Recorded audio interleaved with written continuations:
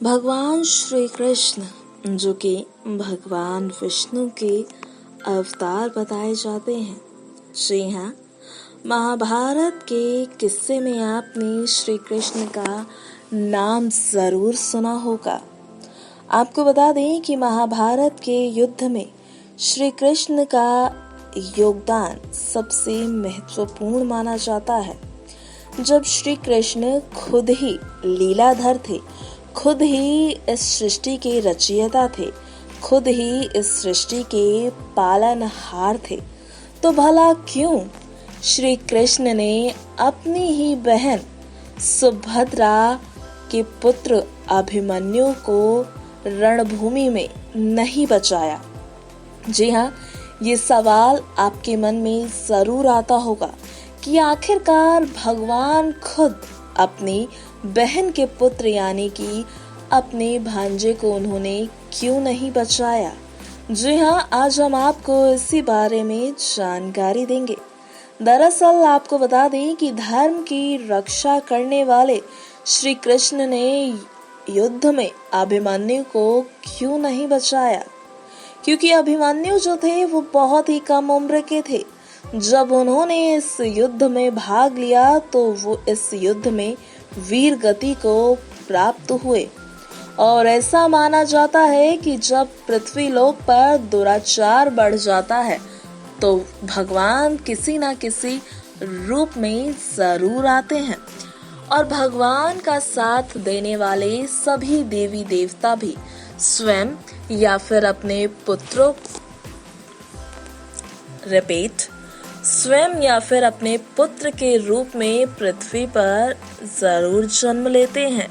अब आपको बता दें कि द्वापर युग में दुष्टों का विनाश करने के लिए विष्णु जी ने श्री कृष्ण का अवतार लिया और फिर ब्रह्मा जी ने सभी देवताओं को भी श्री कृष्ण की सहायता के लिए पृथ्वी लोक पर जन्म लेने का आदेश दिया।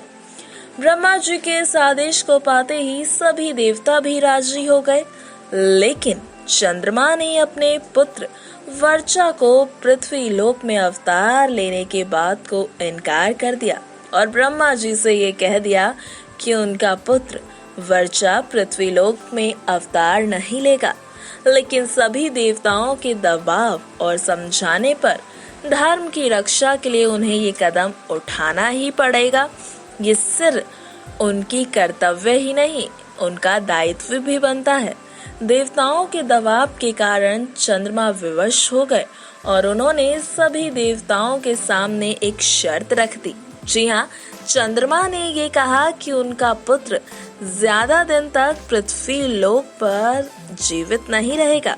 इसके साथ ही उनका पुत्र भगवान श्री कृष्ण के मित्र के पुत्र अर्जुन के पुत्र अभिमन्यु के रूप में जन्म लेगा और वो भगवान श्री कृष्ण और अर्जुन की अनुपस्थिति में अकेला ही अपना पराक्रम दिखाएगा और वीर गति को प्राप्त करेगा, जिससे तीनों लोकों में उसके पराक्रम की चर्चा होगी। चंद्रमा के इस शर्त के आगे सभी देवता विवश हो गए और फिर चंद्रमा के पुत्र वर्चा ने महारथी अभिमन्यु के रूप में सुभद्रा और अर्जुन के घर जन्म लिया।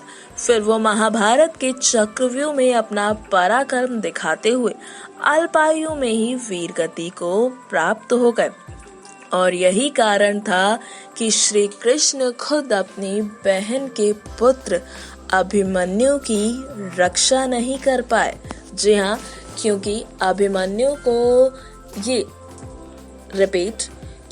अभिमन्यु की किस्मत में पहले से ही ये लिख दिया गया था कि पृथ्वी लोक पर जाकर कुछ ही समय जीवित रहकर लेकिन सालों साल के लिए अपना नाम अमर कर जाएंगे।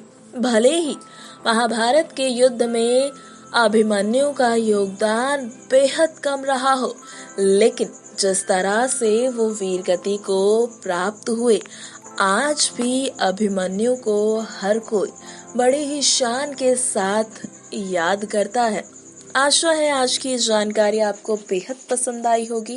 इसी तरह के अन्य वीडियोस पाने के लिए हमारे चैनल को सब्सक्राइब करना ना भूलें।